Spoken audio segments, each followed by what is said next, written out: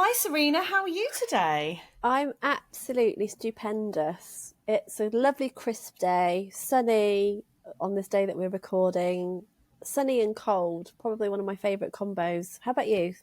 Yeah, gorgeous. I'm energized. I'm so glad to be talking to you about this fascinating subject and just taking it one step further. We're going to second base today. Ooh la la. Ooh, ooh, ooh. Take me to second base, Sally. And we're talking about we're talking about some of the foundations. So in the last episode, we finished by saying that it's you can't just make a behavior change. You need to have people that do make those incredible behavior shifts likely have good foundations in place. Maybe they're used to behavior change. Maybe they've got a really stable home life. Maybe Mm, they've got loads of money. Maybe they don't have to work. Maybe they've got loads of help and support. mm. So, I'd love to talk to you about what are some of the preconceived ideas that people have about behavior change that might be preventing them from creating long standing, consistent change in their life? I think one of the things I see a lot, and so obviously, so much of my work now is with healthcare practitioners. So I teach people in healthcare. So mostly that would be physiotherapists, osteopaths, doctors, surgeons, a lot of surgeons. That's a whole other podcast. Mm-hmm. And I teach them and give them the tools to help their patients and clients make changes in their life, which is obviously still applicable to all of us. Behavior change is behavior change. It's just how I teach it to give them the strategy to employ. But one of the things I see from practitioners is them saying, I don't understand when someone knows that by doing these exercises, they won't be in pain anymore. Or if they do these exercises, they will lose the weight and then that will take the pressure off their knee, or they'll be able to have their surgery. So, in other words, they know what they need to do to feel better. They've come with this complaint that is, apparently really disabling them, really painful. I'm giving them a solution and they're not doing it. Mm-hmm. Why are they not changing if they know it's going to help them? And I think we can all relate to that, because we have probably all had at some stage things in our life that we know we should be doing. And I use that word lightly. I'm not a fan of the word should. Yeah. But, we know, for example, that maybe if you're not exercising enough or at all, that actually exercising is something that's good for you and you could probably engage in that. Yeah. Or to think about your diet and to eat more healthily, to not have as much alcohol, to stop smoking. We know that we probably shouldn't be doing those things, and we think we don't want to do them, but we can't change it, or we struggle to change it. And Yeah. that's very difficult to understand. Yeah. And I think that's one of the biggest and most challenging things for us to get our heads around is, if we know that this change will actually benefit us and it's beneficial in some way, why can we not do it? Mm. And I think then this is when we have to go back to understanding psychology on a deeper level. Yeah. And we have to then start to make sense of that, understanding that. Why do human beings do that? Because we see it time and time again. And again, I don't know, can you relate to that? Because I said, even though I'm a behaviour change, I don't want to say specialist, but I do this for a living. Even I've had periods where that's been the case, where I've struggled to do something. Yeah, sometimes I see it with things like, like in the past, and not so much now. So with my eating, I'm much more consistent now. But in the past, it would be like an all or nothing approach. So it Mm, would be like, if I'm not on the diet, I'm off the diet. mm-hmm, And then quite a few years ago, I changed that. I decided to eat more intuitively.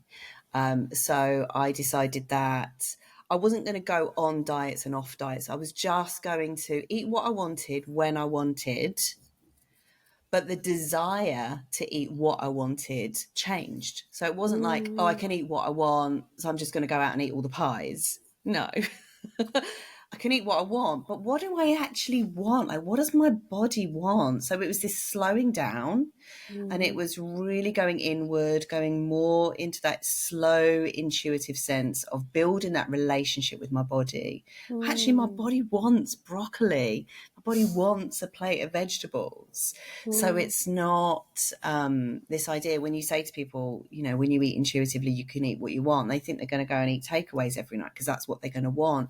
But actually, no, when you tune into like the deeperness, as you say, the deeper psychology, the values, like what is really important to you.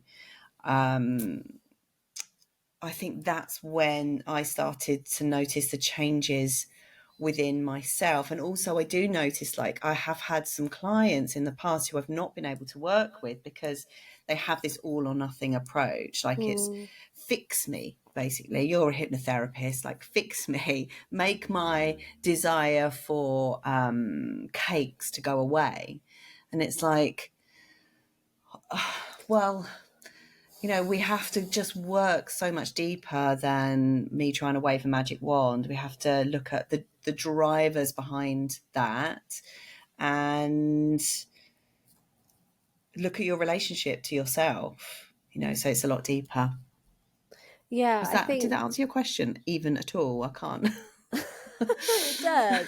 can't remember what you even asked me. I think it's so my kind of key question around that is, do you see that, and have you ever experienced that for yourself when, and you have answered it really in your own way, which is actually perfect, because the question was, can you relate to knowing that you want to change something but you're struggling to do it?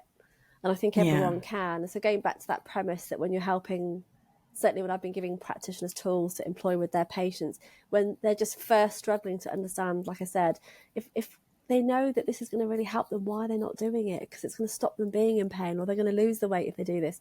And I think for me, because it goes back to that underpinning, just basic understanding of psychology, in so much that human beings are not hardwired to change. We are not. And I think it's really important that we remember that we're not beings that necessarily seek change. Something that you definitely said before that is, you know, we can't, it almost sounds contradictory, is it's also a muscle that you can build. Yeah. And I always talk about this idea of having a change muscle. So it's not that you'll never be able to change that, but we have to build the muscle of change. So some people are naturally better at making changes because it's something that they're used to doing. But if you're not used to doing that, if you're not used to challenging yourself, Yeah. our safe place as a human is to stay still. Yeah. We don't seek change because it puts us out of our comfort zone. And I think it's important to remember that, just on a basic human level, that we typically don't seek it for that reason. And it's And not if our we, fault if we can't change. I think that's important to understand. It's a mechanism to keep you safe. yeah, it's definitely kind of throwing it back to that. And again, there's a lot of criticism around this because you can't prove it. It's evolutionary psychology, which takes a lot of rap. But if you look at it from an evolutionary perspective, you know, kind of fight, flight, freeze, it's a very basic component of our makeup, in that we're just constantly considering what's in it for us if I do this. Now, if you consider the change that someone might actually have to make to achieve what they want, it's not going to be comfortable. It's going to be No. difficult. It's going to be challenging. It might actually be really upsetting and difficult, and you'll have to change your life to achieve it. And that, again, feeds into that fight or flight response, because it's just so difficult and so challenging that often you find someone literally freezes. That's They true. And if stay someone's, stuck. yeah, absolutely. And if someone's got a lot of trauma in their history and they are dysregulated and they've had a lot of anxiety in their past, of course they're going to want to avoid further anxiety in the future, or they might see change as anxiety provoking. So you often find Yeah. that in people that are going through midlife, they hold on to things, especially as people get older and older and older. They sort of like getting into a bit of esoterics here, but their root chakra becomes very dominant of energy, which is that safety, that control, that hoarding. They don't want to let go. They don't want to change. And then you've got the youth, the younger people who are, flighty. They're always changing. They're always in and out of relationships because they're sort of in that young world, that young mind. But I do think that our history plays a lot into our behaviours when it comes to how we are viewing change. Change can be very threatening to people. Absolutely, and I couldn't agree more. And that's why when you're looking at change, you've got to start by looking at and taking notice and taking time to understand someone's individual circumstances and their story. It's never Yeah. a blanket approach. No. It's like anything. You develop an understanding of how we change, first of all, as human beings. You develop a set of tools and strategies that are incredibly powerful, which again we'll talk about as the series goes on. But you have to individualize those tools, and you have to kind of adapt and change things yourself when you're working with someone. And if you're doing this for yourself, to have the same insight, to be able to change things and tweak things and see what works for you based on your own individual circumstances. And again, going back to that premise of just honouring where you are at in the moment. Yeah. Where are you? What's happened to you? What's got you to this place? How difficult does change feel for you right now? Have you experienced any trauma? What's been your past history of success of change? Or indeed what you consider a failure where you've not been able to make the change before? Because all of that stuff feeds into your narrative, creates a story around what's ahead for you in terms of your change, which is why, just I have to go back to the practitioner that's working with someone in case there are any listening, which is why it's so important that we understand how someone feels and thinks when we work with them before we do anything that's based on their physicality. Like getting someone to be in action can be quite challenging if we first don't know what we're working with. So you have to understand how someone thinks and feels about something first. It's incredibly important. Getting that background is so important. I had a consultation recently with someone. It was a long consultation, someone very, very stuck, depressed, long time, know they need to make some changes. And I mean, the consultation was like just over an hour, just taking lots and lots of notes to try and get a very deep understanding of what's the next, like, how can I create a little shift in that person and then get them to build on that shift so that they're not taking them too far out of their comfort zone, and then that's going to really trigger their nervous system, then they're just going to crawl back into it again. So I think it's that zone of proximal development, isn't it, where you just gently tease yourself out and recognize, I mean, we will definitely get into this, but recognize that a little bit of pain equals progress. And that's what my personal trainer used to say: today's pain is tomorrow's strength. Oh, very And good. I think it's really good, that little mantra that always sticks with me. But also having that mindful awareness of how far is too far.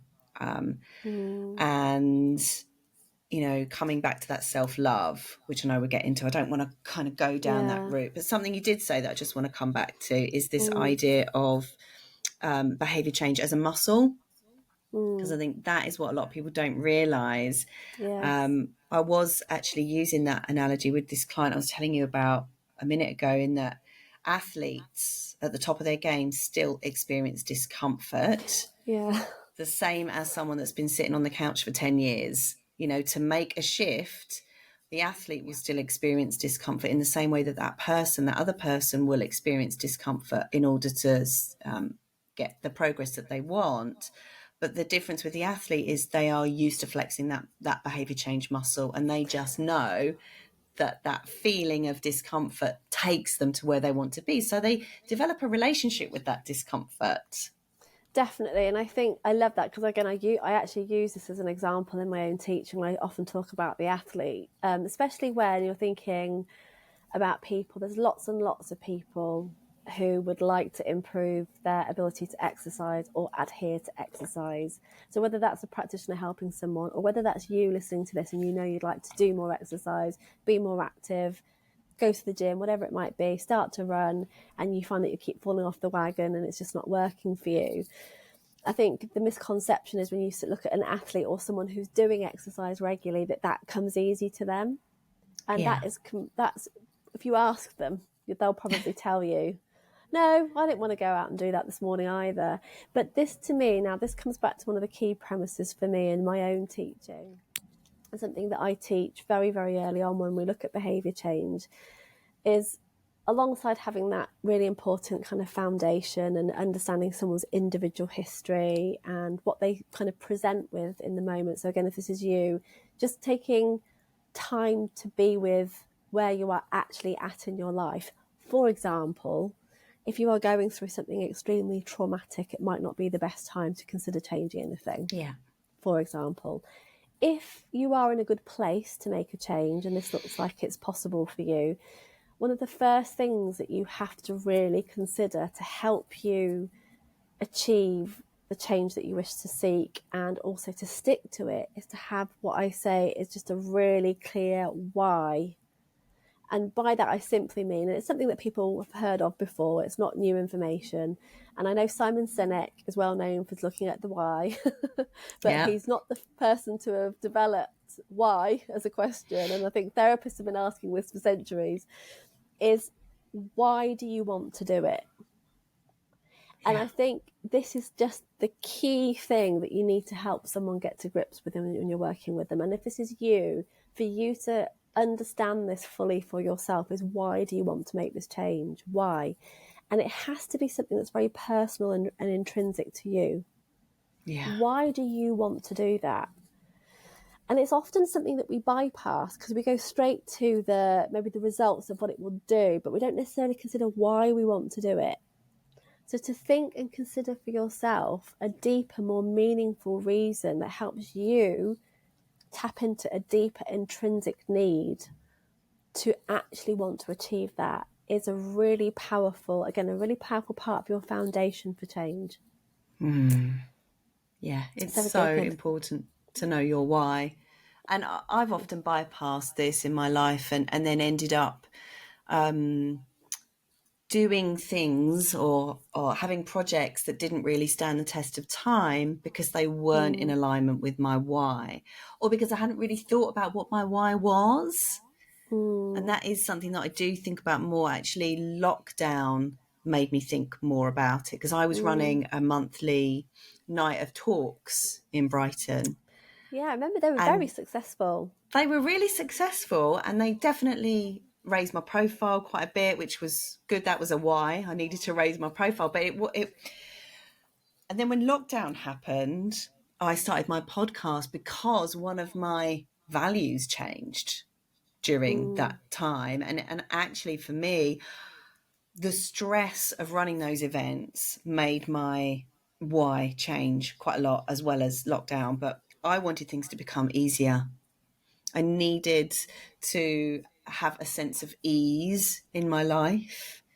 But for somebody that's perhaps hates technology and loves the buzz of being around people, setting up a podcast instead of a night of talks, that would be, redundant, and it wouldn't make any sense to them. So yeah, it really has informed, doubling down on my why and actually understanding that it's important to know what is informing what you're doing. Yeah, when I look back on my life, I can see so much how I was operating on a very superficial level and just trying lots and lots of different things because my why wasn't fully formed. I just wanted to be famous. Yeah, that's so interesting. I wanted recognition because I was an empty vessel. I was so empty on the inside. I just wanted loads and loads of people to love me, to fill that hole. But then if I was working with someone, they might have been able to chunk down and make me sort of understand that a bit better. Interesting. I What love informs... that. Well, I was going to say that it's another way of looking at it, isn't it? Because if people, again, if you're listening, maybe you can relate to that feeling of just one day thinking, why am I doing this? Yeah. And often it's a thought that comes after something, after you've been doing something or giving of yourself in some way, and you think, why am I doing this? And it's a very powerful question. When you think about psychology and therapy and coaching, all any of those modalities are a series of questions. Yeah. That's it. It's not man. It's people think there's something that's crazy that's going to happen behind the scenes once you enter the room. And then you find actually someone's just asking you question after question. And that's all it is. And this is why that idea of self-psychology is so powerful, because you get to ask yourself. I mean, it's very different if someone else is asking you the questions and they get to challenge you and observe and see things in a different way. So I'm certainly not saying do away with therapy, because it's incredibly powerful. But what I'm saying is just the power of those questions is immense. And to ask yourself, why am I doing this? And to not be content with a surface level answer, because that question is not a surface level question. When you're looking at why you're doing something, we have to go deeper and think about, again, as you said before, that aligning with your values. And what you'll typically find is when you tap into that it is very aligned with your deeper values, that there's something very, very, very deeply important to who you are as a human that this taps into, even if the thing that you're trying to do seems very minor. For example, if someone's trying to stop smoking, their why am I going to stop smoking? If you follow the trail of that why, you might get to something really quite deep and profound about the kind of person you want to be in the world. And this idea of smoking is not aligned with the person that you want to be in the world, which is very profound.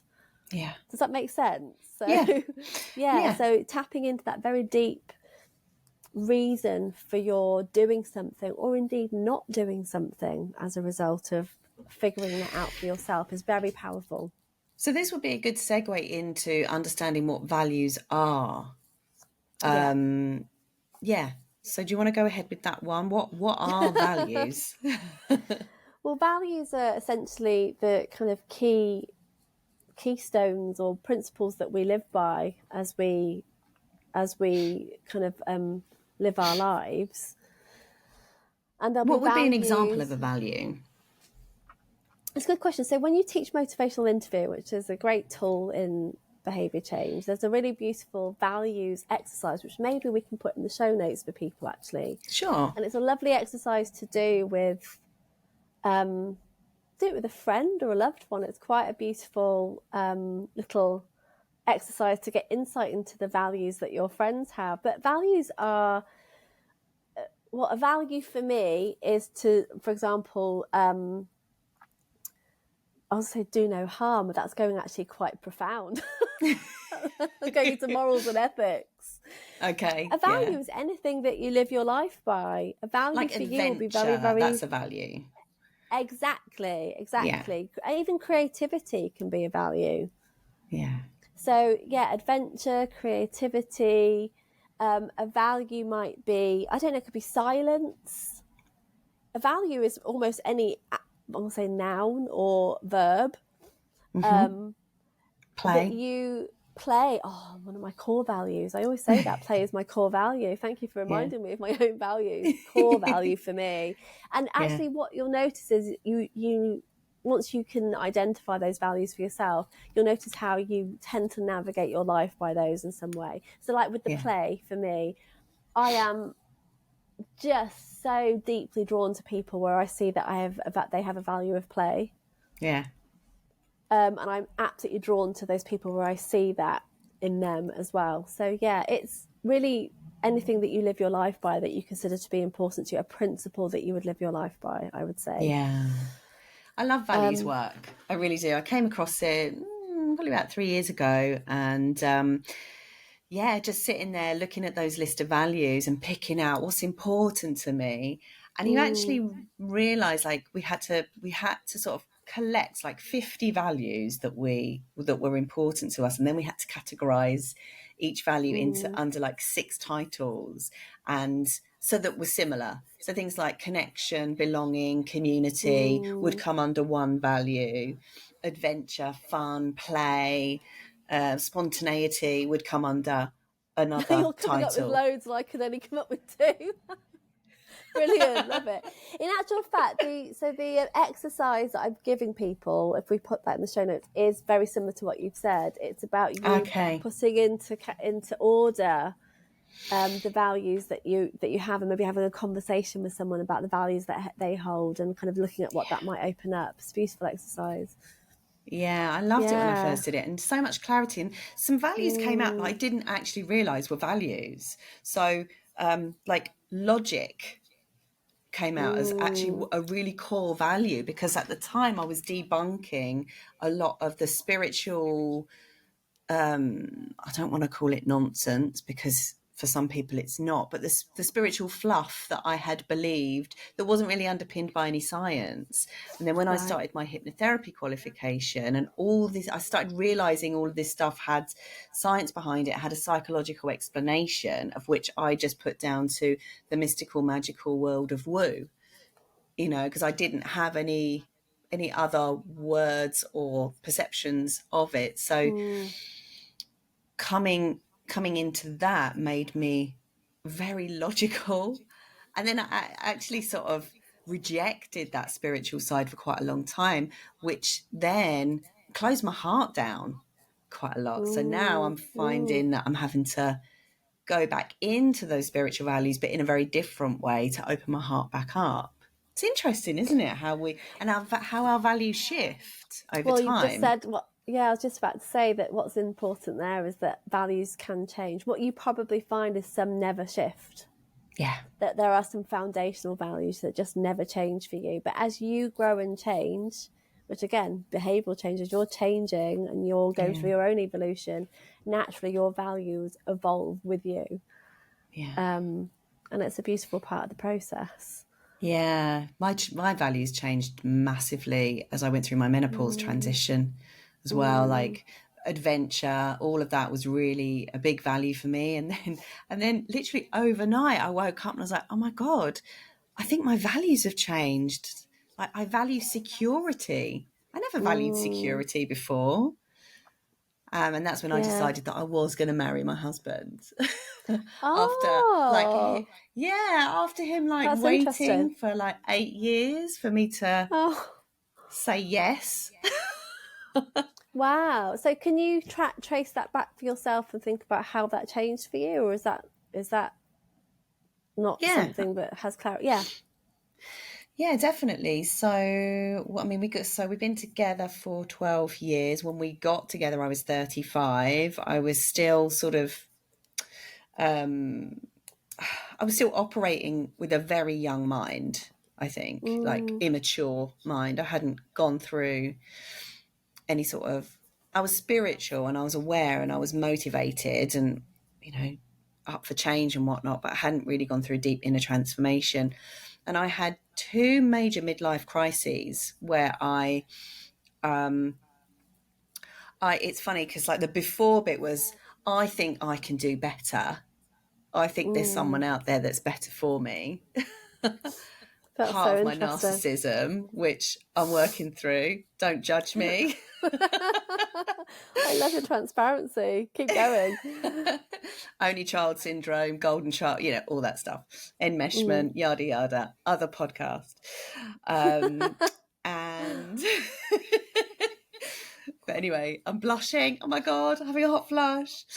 It's okay. So anyway, it's because I'm talking to a psychologist. I know that she can read me. No, no judgment here. Okay. So, And I think it's had really important. I think what you're saying is really powerful, impactful, and powerful. And it's good for people to see. Again, a good example of how shift happens and change in value. yeah. So keep going. Yeah, for sure. So I split up with him. I kind of asked him to leave, and this happened twice. And on the second time, I got it. It landed this massive wake up call. It was actually watching a Tony Robbins video that did it. He was coaching a woman in a very similar position to me, who wasn't really treating her partner with a great deal of respect. And you know what he's like? He's very laser with his words, and Mm-hmm. he just came out with it and said, "You're daddy's little princess, aren't you? You're spoiled." Which I don't agree with his tactics in front of 10,000 people, but it really hit home. And then I started investigating all this stuff around being daddy's little girl, being only child, being enmeshed, being sort of coddled, but also on the same time having to grow up really quickly because I was my mum and dad shared things that were probably too much for my nervous system. Also, my dad was a perfectionist, and I tried to make my husband into this like perfect dad, really, in a way. So Right. when all of that finally landed, plus the hormone changes that I was going through, and becoming really sensitive and very, very easily overwhelmed to stimulus. I just knew. And I said to him, I know you proposed to me like 8 years ago, but I'm ready now. And this is why I'm ready, because I've had a massive shift in perspective. My values have changed. Wow. I want security now. I don't want to go off and see if there's someone else out there that's better for me. It doesn't matter. There might be. But at the end of the day, I'm here with you. I've chosen this path and I want to make this work. And so our union is like a vehicle for change, and a vehicle for how we can like deepen that human connection to each other. So it's Wow. I wasn't Thank you going for to talk sharing about all that. of that, but as you brought it up, I'm happy No, to that's really, share that kind of thing. yeah, I mean, it's really powerful. Thank you for sharing that. I think a lot of people will get a lot out of your vulnerability there and your honesty, and maybe people can also relate to that. And I think you do get to a stage in your life as a woman who is also in her 40s, let's say, Yeah, what that change journey feels like, just the natural changes that also occur over sure. your life, and how you follow certain threads based on where you're at the time, and how that Yeah, shifts you on a very deep level. And as a yeah. result, changes happen in your life as a result of that. I think it's the automatic changes that happen. Those changes weren't forced. I didn't sit there No, one day and go, right, what do I want? yeah, I didn't do a list of goals. They just happened. And I think that can also happen when people have health scares as well. yeah, yeah, Do you know what I definitely. Again, mean? I very much talk about this, certainly on my course as well. And I talk about the difference between internal and external forces forcing us to change, basically. Right. So there'll be lots of people who can make a very quick change all of a sudden when they are threatened with an external force. For Yeah. example, you may have wanted to change your job for years and years and years and never done it, and talked about it and moaned about your job and thought about leaving and looked at other job adverts, and then suddenly you have the threat of redundancy, and suddenly the shift to change your job is much easier. Or I always use the actual, God bless my nan, who is no longer with us. I love you, Nan. But I often use my nan as a case study. My nan, who was a lifelong smoker, so pesky, she identified as a smoker. And actually, identity is something that we can talk about another time, because it's a Yeah. very big part of this as well, is the identity that you hold and how difficult that can be to give up. But I digress. She was a smoker. That's how she identified. And she was determined to smoke. And my mum and her siblings would try everything they could to stop her smoking. She used to hide it from my granddad, and she just wanted to smoke. She was like, I'm never giving this up. This is giving me far too much pleasure. I'm not going to do that. And she ended up hiding it from everyone. Until one day she went to the doctor. She also had diabetes, and she was starting to struggle quite a lot with her eyesight. Went to the doctor. The doctor said in this particular appointment, if you keep smoking, I think you'll be completely blind within a year to 18 months. Wow. And she walked out of the doctor's surgery and she never lit another cigarette as long as she lived. How And fantastic is so that? the power of that external force, so something about that external force was enough to force her into change. And again, I think it's something that we can relate to, sadly, is that we Yeah. often wait for external forces to shift us to change. And it can be, Yeah. sadly, the threat of something that's health related, financially related. And also, it's not funny, but there's amusement in the fact that people often wait for the threat of death before they will change. Yes. Which goes to show, again, the psychology of what's going on. So I think the thing to take from that is we don't need to wait for external forces to change us. We don't need to wait for horrible things to make us make a shift. That we can, some things are naturally going to change and shift as time goes on. And you gave us a brilliant example of that, about your natural evolution to change. So it can look very beautiful and organic in that way. We can see these other examples of shift and change that happens instantaneously because of an external force. And yet there's this sweet spot in the middle where we can embrace change in a much more conscious way if we want to change something. So if you decide you would like to change something, I think probably as we progress again through the series, we'll start to look at those facets more and more around what you can actually do if you want to change something. Yeah, because my curiosity would take me to, well, what if I wanted to change my body, but I actually don't value health that much? Is there a way of being able to start to value your health more without having that shock from the doctor? I think this is where you have to go back to tapping into someone's why. Why do you really want to do that? And really spending some time. So if you're working with someone, getting them to sit with that question for a lot longer. Because again, what we're after, and again, if you're doing this for yourself, is for you to figure out your deeper intrinsic reason for wanting to do this. It has to be more than surface level change. It can be very easy to think of something that's surface level, but what happens when you look at it from that surface level perspective, and it's maybe not really aligned with your deeper values, which is what you're saying, is you might only change for the short term. Yeah. It's more likely to be a very short term shift versus the longer term.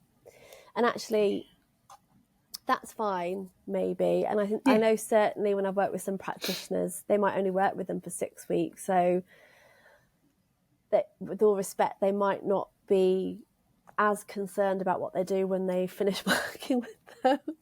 But those practitioners that actually care about the person and what's going to happen to them, and maybe them creating a more sustainable change, there are ways and means to embrace this in a way that actually helps someone facilitate long-term behavioural shift, which is much more powerful because you're really getting to the core of the issue.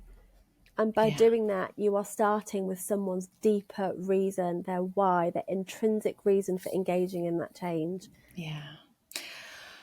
I think it's so powerful and a good place to start wrapping things up.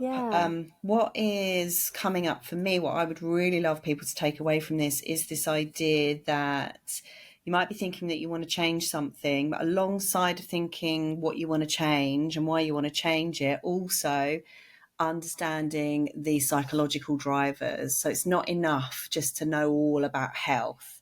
You've actually got to know at least a little bit about psychology as well.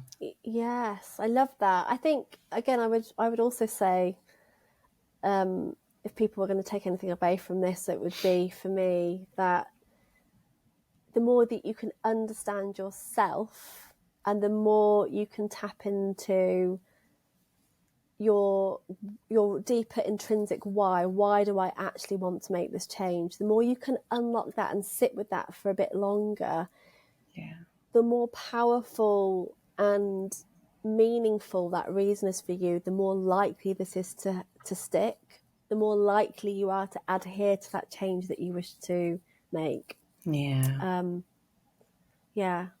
Love it. Thanks, Serena. Thank you, Sally. Another amazing chat. I love sitting with you. We could literally talk all day, couldn't we? We could. I've written down at least two or three. There's at least 2 or 3 questions that I want to ask you. Same. And actually, I think there's another 2 podcasts in there. So watch out, people. More's coming.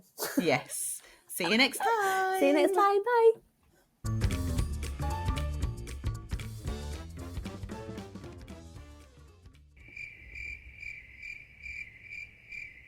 What is that? Wee. Go for a wee. Let's start with that. Gosh, I'm all teeth. What a nightmare. Can you actually see me, by the way? Or am I still I at that can door? now. Okay, good. I can now. All I can see is my teeth. Oh, I need to put my teeth away.